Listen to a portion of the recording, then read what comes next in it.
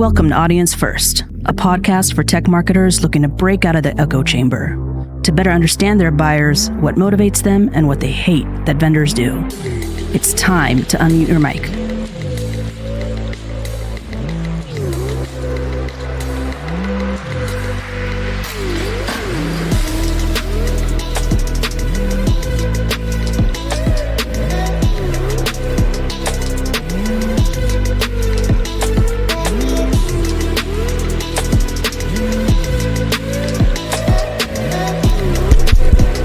Are you ready?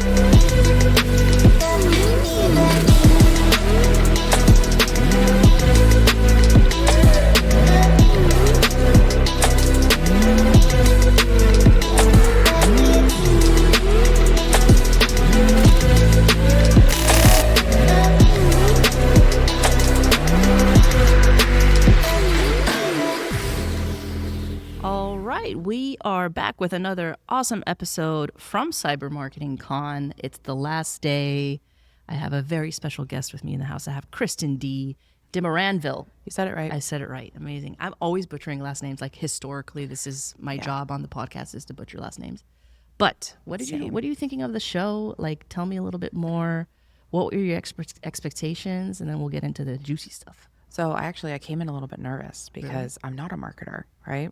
And a lot of people are going to be like, but you're a CEO, you're a podcaster, you're thus a marketer. I have no formal training. I have no idea what I'm doing. Everything is just organic and kind of what I think works. And I don't listen to always the experts. They're like, oh, only do a 30-minute podcast. My podcasts are like an hour long. And don't do like this meme or this picture with this vibe, or stop using emojis and hashtags. And I just do it anyways because it resonates with me. So I don't care. So I was worried about having conversations here and people being like, oh, you're a practitioner? Like, why are you here? And no, they've like completely embraced me. Yes. We've had awesome conversations. People have been asking me questions. Yeah. What do I think about certain things? Mm-hmm. Lots of interesting chatter. I understand the gossip now in the community a little bit more, which sort of helps. And it's been a really beautiful conference because the people that put it on are like, they've got every detail down to the lighting. Yeah. I mean, we have really cool lighting back here. We were talking about that before we hit the record button. I'm like, I need some of these wall lights. This is pretty legit. Yeah, I've been really impressed, and I've go to a lot of conferences just like you do, Dani. And and this one felt intimate and special, which is awesome for like the last one of the year. Truthfully, been absolutely thrilled to be here. It's been a real honor, and I hope my talk goes well later on. Good luck with that. Yeah, I'm excited. Well, a couple things. First of all, I'm glad we finally got to meet in person. Yes. I remember you were chasing me down maybe a couple years ago. When was it? Was that Black Hat? I don't know. Maybe I was stalking you. I have no idea. Yeah, I mean, we've crossed paths. We've literally shared oxygen together and never said a word to each other. It happens. It happens in this space, but I'm glad we're finally hanging out at one of the cooler conferences, in my opinion. Mm-hmm. And I'd argue you are a marketer, and you don't need to have formal training to be a marketer. I have no formal training. I don't have an MBA, and I didn't go to school for it, but I experimented, and I think the best marketers are experimenters and curious and creative. And actually, surprisingly, one of the coolest insights in talking to a lot of practitioners is that practitioners are pretty artsy-fartsy, in my opinion. Yes, we can be. I think we have to be creative, especially if you came up from the IT side. Mm-hmm. I feel like your creativity and ability to expand and stay curious has to be there, because you're dealing with things that are not necessarily straightforward. Right. Or you have to think at a systems thinking capacity where the holistic, like if I do something here, what's it going to do over here? Yeah. And also if you're with angry users, you have to be able to manage feelings. Yep. And also deal with the problem in an efficient way and sort of lie while you're going through it so they don't know that you're actually struggling. So you need to like kind of be like borderline therapist a little bit. Yeah, I don't like saying that because I don't want to put that hat on. But yes, a lot of times it comes down to just being patient and listening, but also not absorbing. Yeah. And that's the hard part, because at the end of the day, you're just like, oh, people, too many people. Yeah, 100%. So we're going to dig into the questions. The question that I always kick off with is, who are you, what do you do, and why the hell do you do it? So I am Kristin Demoranville. I actually help people that are in the food and agricultural side of the house. Yeah. So OT, IoT kind of thing, and ICS. Manage their security, essentially, and create resilience, because it's a underserved critical infrastructure. Even though we eat every day, we're so far removed from our food Yeah. supply chain that we don't realize that how automated it is, how it's being attacked, who's attacking it, all these things. And the people that serve us and keep us safe every day need to have that boost of help. And Yeah. there's so many unsung heroes in that industry. I'm honored to call some of them friends. It's been such an amazing journey with it, and I love it. I really do. I also am a CEO startup, of course, which is, of course, you know the journey. It's a wild ride. I couldn't imagine doing anything else now. Yeah. And Anzen Sage is that company that supports this. And I don't tell the story of the name that often, but Anzen's actually the word for safe or secure in Japanese. Oh. And sage is a play on a wise person and obviously the herb or the herb if you're on the other side of the pond. And so I just combined it. And then we have a SaaS tool that also manages OT risk. It's called Anzen OT. If you've seen the little Angry Bird logo, that's us. We are a year old and we're still trying to figure it out. And it's awesome. And I'm so thrilled that we've been accepted in the market. And it's been 3 years with Anzen Sage now, coming this January. Yeah.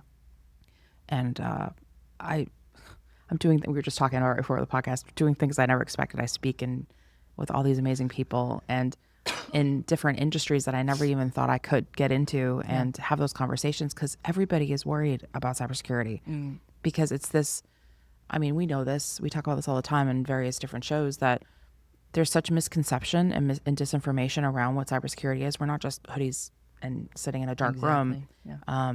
We aren't just this like space age thing that happens only in the movies.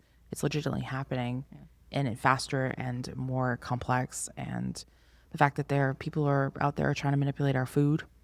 And Insane. We were sitting for dinner and you were telling me all these things that I never thought that it impacted our lives so deeply.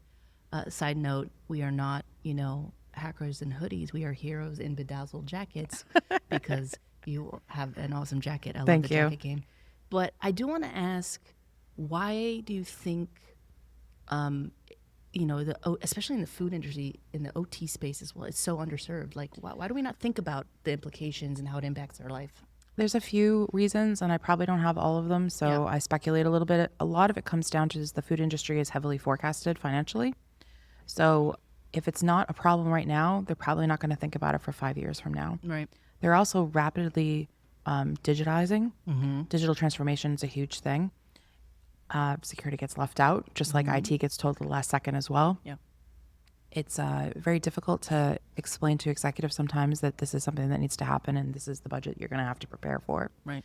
A lot of the CISOs, I am not picking on CISOs, don't come from a food background. They might come from a manufacturing background, possibly consumer products, which is close. CPGs are great, but they may not have the knowledge set to understand the OT side of the house or any of the equipment that goes into creating these products or supporting the products. Because it's not just the production lines. Think about the environmental controls that have to go behind things, cold storage, refrigeration, the trucks, those kind of things. That's all encompassing into this. There are people that are doing the work in supply chain, and I salute them all the time because that's a ball of string that a cat put together and is still putting together at the same time. It is a lot to unravel there. Right. But I think what it comes down to is it's lack of awareness.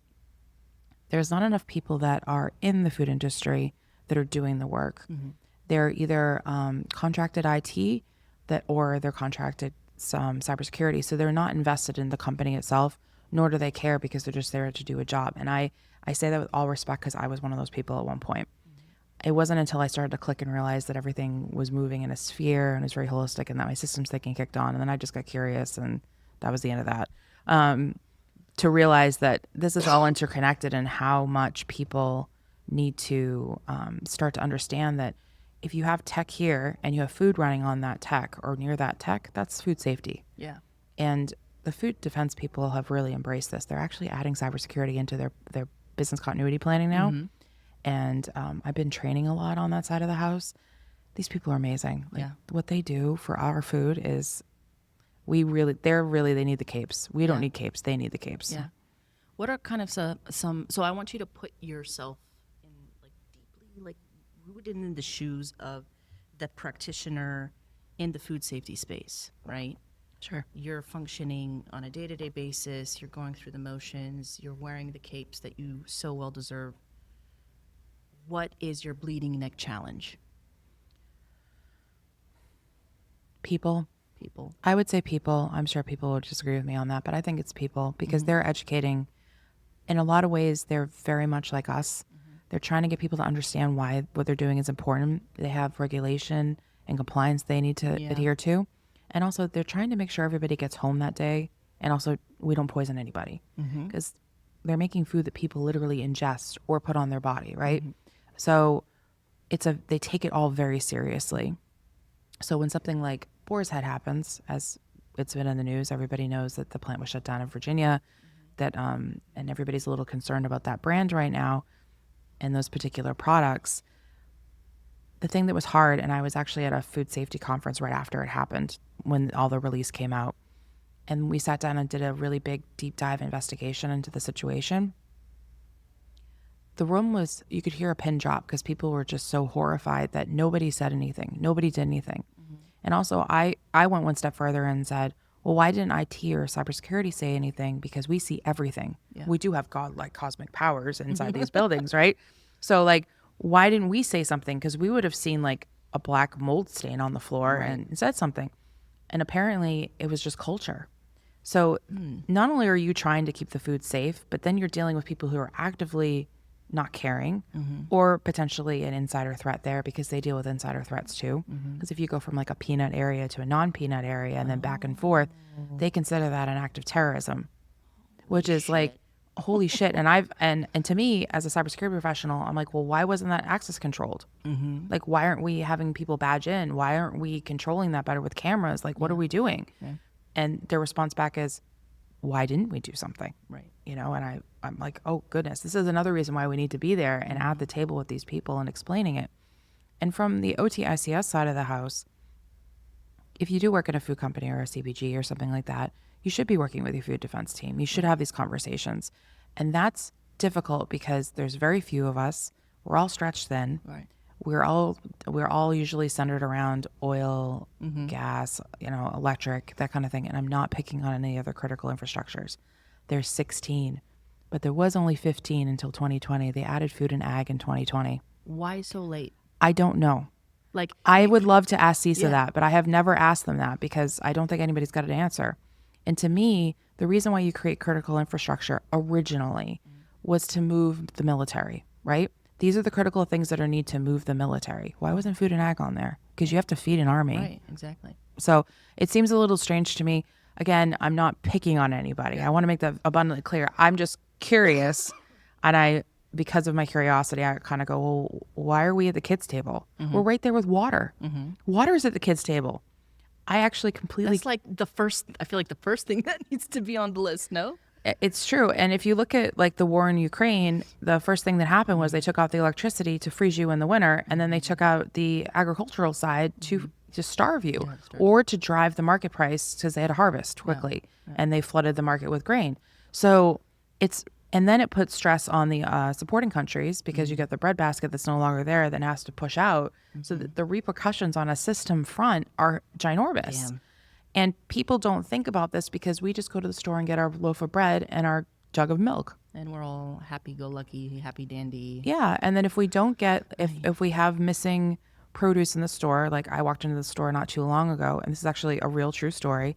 And I walked in and I was like, that's weird. There's only one brand of eggs.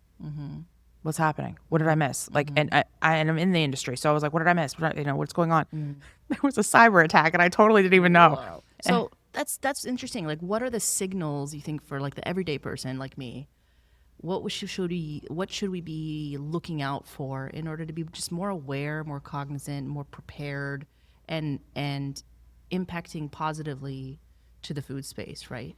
Sure. I think when you are grateful for your food, understand that there's people that are away from their families that are tending to that. So that's step one, is be grateful of the people that are working in it.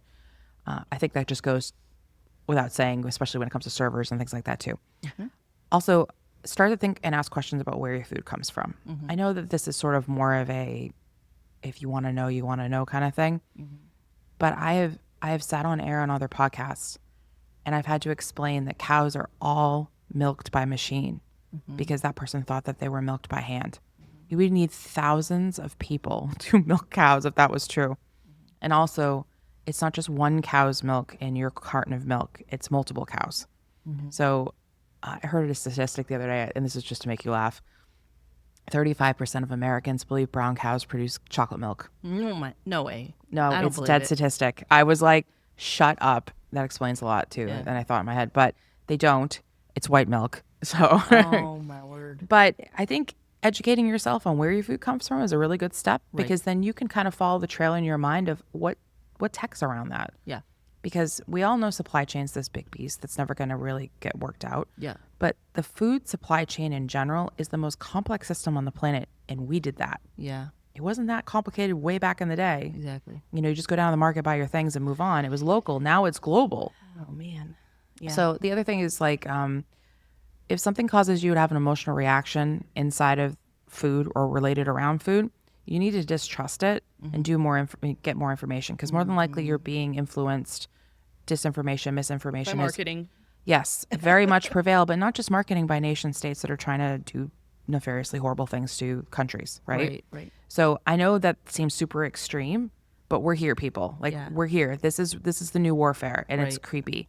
So also, don't believe all the hype about certain things. Again, talk to a farmer. Yeah. Eggs should be bright yellow, not orange. That kind of thing. Like I have all the these inside the yolk. Correct. Yeah. If they're orange, they have had marigold in their feed added, and that's not necessarily something you want to have in your chicken feed. And now the chicken people probably are all mad at me. I'm not. It's not that. Let's not piss off. the It's not chicken like people. that. It's not like that. But the other thing you can do is if you notice that like, hey, I don't have something on the shelf that I wanted to buy, you could question, I wonder why. Is it a supply chain thing? More than likely. And what happened? And so when I found out about those eggs, I quickly did a few Google searches and I called a couple of people and they're like, oh yeah, hey, this grocery chain got hit by a cyber attack. And it's a very large predominant chain. It actually more affected New England, but that particular chain was in my area as well. It turns out that my sister's in-laws couldn't get chicken that day because the grocery store just basically emptied. And I thought, wow, that sucks. Don't overbuy if there's a cyber attack. I guess is probably what you say. It's kind of like a storm. Don't go crazy and buy toilet paper for days. Yeah. But it's so fascinating to me that now we're at the space where there isn't something on the shelf and we need to start assuming there's probably a cyber breach. That is fascinating. I mean, it's scary, but Oh, it's terrifying. Again, I didn't think about these things before we sat down for dinner and I'm taking butter and you're like, we're talking about milk. And then I'm like, you're like, I love that for you. And I'm like, hold on, why did she say that? Like, what do I need to know? What's the in, right?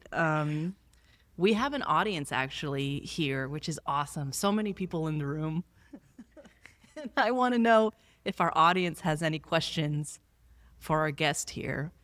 Not mandatory, obviously, but we're opening up the mics to see if maybe our esteemed guests want to ask Kristin something. You can just ask here, and we'll plug it in here. So.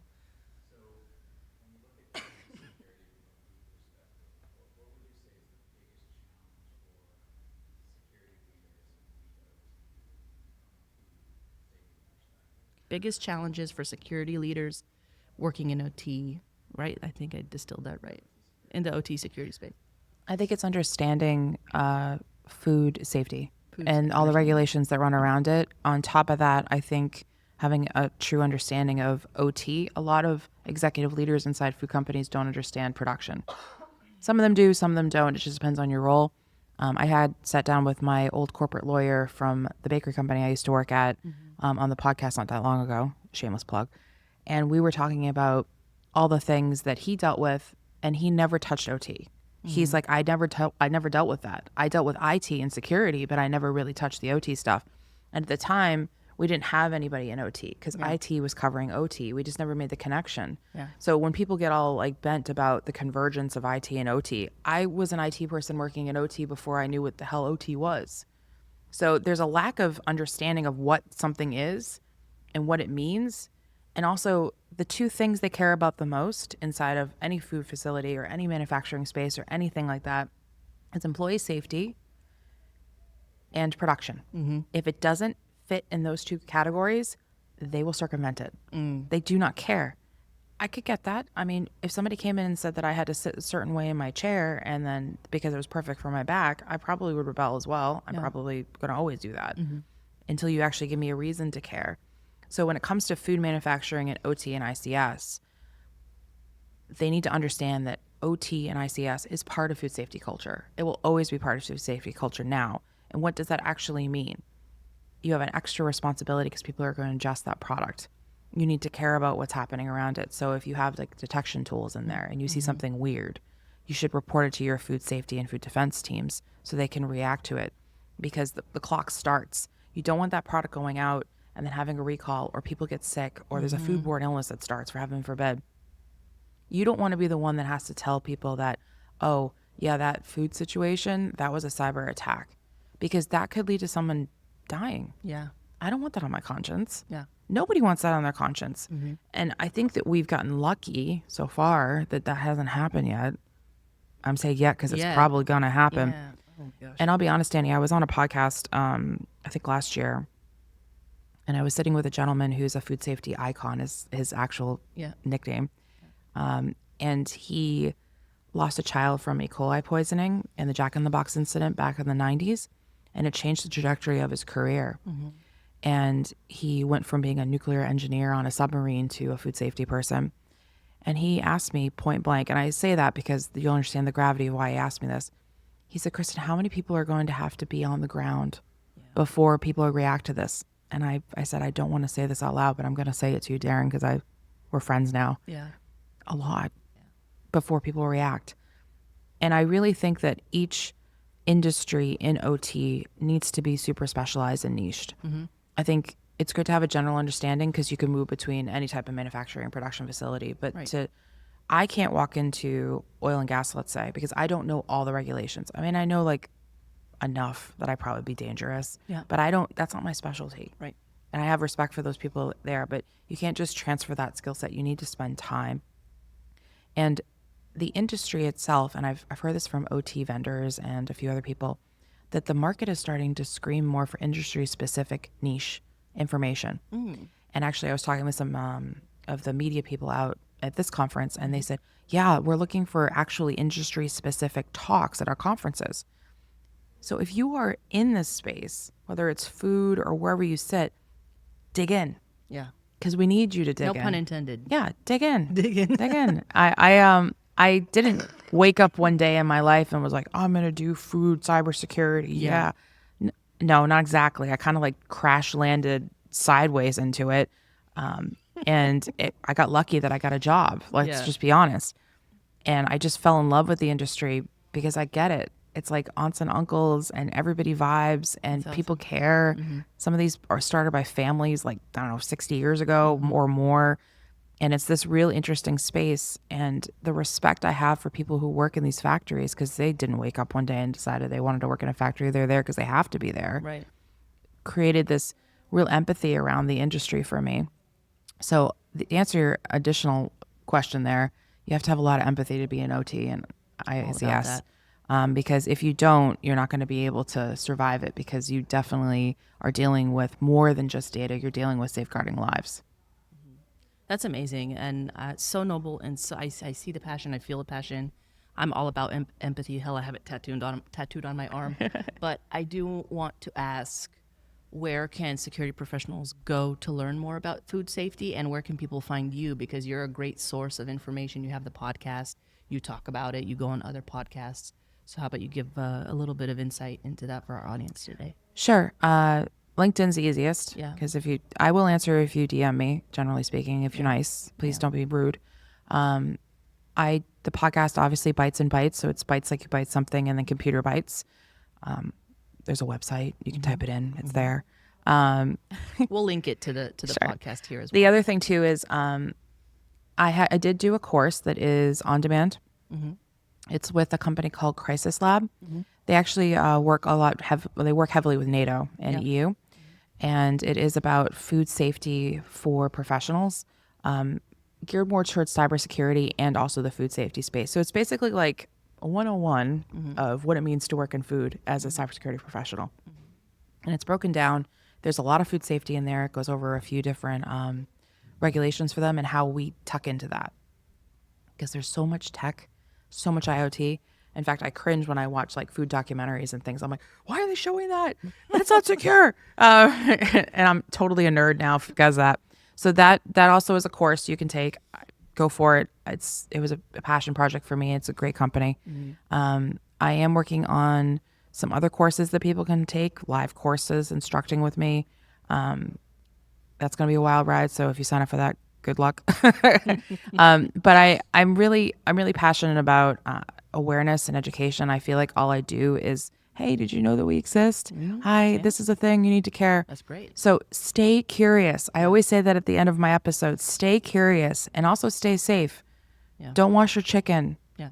Like, don't, wash your hands, people. Jeez. Like those kind of simple things. Don't be part of the problem is what I always remind people. So if you want to be educated, just reach out. I'll give you some resources. Amazing. There are really no food regulations based on cybersecurity. There's lots of conversations about how there should be. Yeah. The EPA just did one about water, and I was like, oh, really, guys? Like, we know. It's coming. Water will go first, and then hopefully we'll have some food regulations after that for cybersecurity.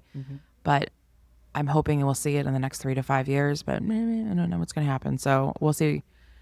Yeah, but the pressure from other countries will probably help as well. So we'll just watch this space. But again, just stay curious, ask questions. Hey, where did my bread come from? And if you say the oven, I will slap you. But that kind of stuff. Like, I wonder where this amazing meal came from. I wonder where all this food came from. And because we're so far removed from that food system, understand where your hamburger is from. It's not just from one cow, people. Yeah. That's multiple cows in your hamburger patty. Understand that these people do this for a living.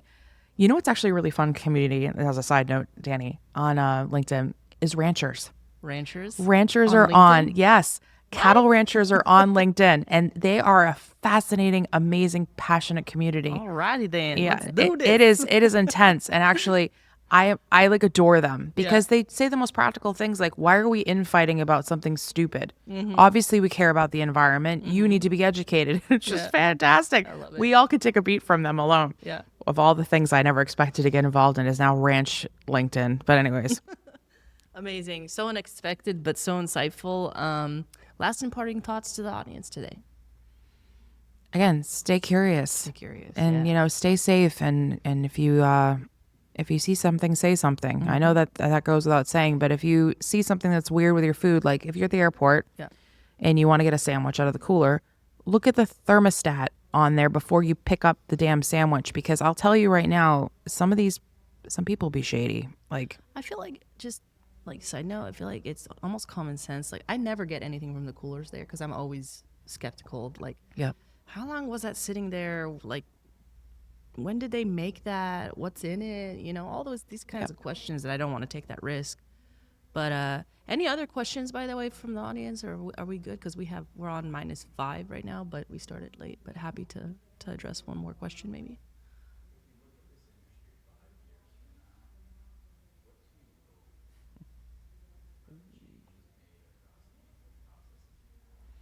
Big question. Okay, so let's recap that question for the audience here. If you look at the industry 5 years from now, what do you hope? Oh my God, I'm so bad. My brain is scrambled eggs right now. What do you hope to change about people, process, technology? awareness for sure.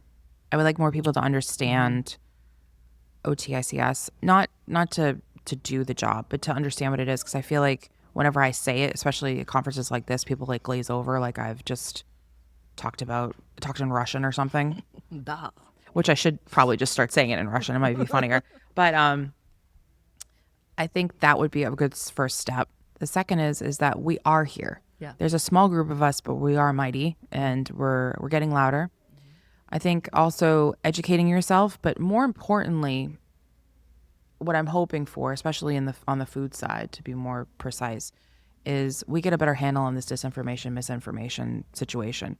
I realize that prevails over so many different things and everything else, and that's great, but that's fine. If we can deal with it and compartmentalize it, it'd be great if people realize that, hey, I'm having an emotional reaction. Maybe I should just trust this information. Yeah. The other thing too is that food is so emotional culturally driven, religiously driven, that people get so twisted up about it, even on a production front, not because of, anything to do with the moment, but more of they don't understand how to separate it. A brand is attached to that too. So when a brand is attacked and hit, people are going to distrust that brand. Boar's Head's a great example. I mean, I had someone say to me the other day, I'm never eating Boar's Head again. Okay, like that's your prerogative. More than likely, they're going to have the best food safety program on the planet. Yeah. Especially since who they have going in to deal with it. But what I will say is that I really would just wish there's more awareness in the next 5 years. Mm-hmm. Do I think anything's going to change? I don't know. Everything's slow, right? Would I like to see a cybersecurity food regulation come together? Oh, hell yeah. Mm-hmm. But I want the right people to make that. I want practitioners and people on the ground to make that decisions, not just some big four Yahoo who stepped out of college 3 seconds ago. I need people with real experience. And to me, the critical assets in our industry are actually those people that have been there for 40 years. And they're retiring now. So let's go, people. We need to go. That's what I'm worried about, is we're going to lose real amazing tribal knowledge that needs to be preserved. Because again, there's people that have been doing 15 hats in these facilities. And I want that knowledge captured. Not just like the day-to-day tasks of I have to move things here and there, the actual systems behind it. Because everybody's like, oh, there's so much legacy. Yeah, that's for a reason, because it's expensive, And there's one guy that sits next to it and smashes it with a hammer, I've seen it.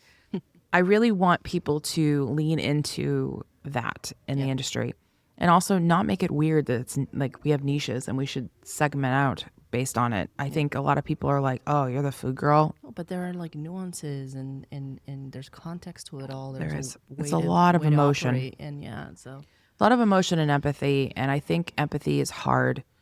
And honestly, a lot of OTSES people just want to get on and do their job. Yeah. They don't want to be in front of a mic. They don't want to talk about it.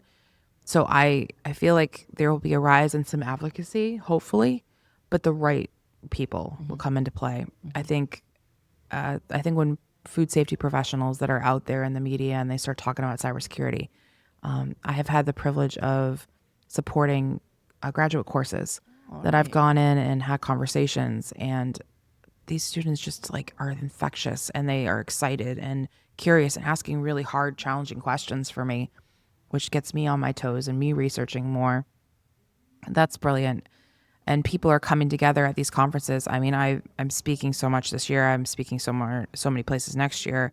But the fact that I'm having really in-depth conversations and people are actually sharing their struggles with it, that to me is more valuable. So I can take that to the field. I can continue to work with my clients, and I can start having more engaging conversations that are meaningful rather than you have to be compliant, blah, blah, blah. That's important, but it's the reason why you have to be compliant that's the real important thing. Yeah. So I'm hoping that we'll see food safety regulations, including cybersecurity. I mean, that would be fabulous. I would like to see water as well, because water is such a key component to that. There's a few other things, of course. Again, I would like to see more sector-specific training in OT. That means people who work in various industries should have more specific training for it. I think we need to share more knowledge, especially the people who are in the older space, like us OG, I guess is what I was told I was the other day, which made me feel very old. I think we need to just start talking about it. And also we need to have more diversity, not just diversity of thought, which is definitely what we need, but more diversity of people. We have a very small percentage of women, a very small percentage of all the other races and other things and genders and all vibes. I think we need more of that, because we need more opinions that are different. And experiences and just a different way of looking at it, because systems thinking isn't linear. It's we need more disruptors. Yep. And I know you appreciate that, Dani, because I know you're also a disruptor. We don't do well with silos. No. I just like to run across back and forth. Yes. So if we could have all that, it's on my Christmas wish list, if you will, for the next 5 years, that would be the best. Amazing. I love that. And this has been an awesome episode, and obviously not the first time we're going to be on the mic together. Yeah, of course. So we have a lot of fun things coming up. Check out the Cybernest as well, because Kristin is in the Cybernest. She's going to be sharing all the good stuff. It's awesome. Yeah, I'm going to be that weirdo talking about food. Amazing, love it. I love food. Ben and I talk about we live to eat, basically. So, you are always welcome back to the show. We love you. It was awesome hanging out this week, and we're heading to DC. I'm heading to DC. Yeah, good luck. I have some good restaurant recommendations from you. So yes, if you need more, let me know. I'm definitely a foodie when it comes to that area. Amazing. So I love it. Thanks for coming on the show today. Absolutely. Thank you. This has been another episode of Audience First. We are out. Thanks for tuning in to this episode of Audience First. If you like what you've heard, feel free to follow or subscribe to Audience First on Apple, Spotify, or any of your favorite podcast streamers.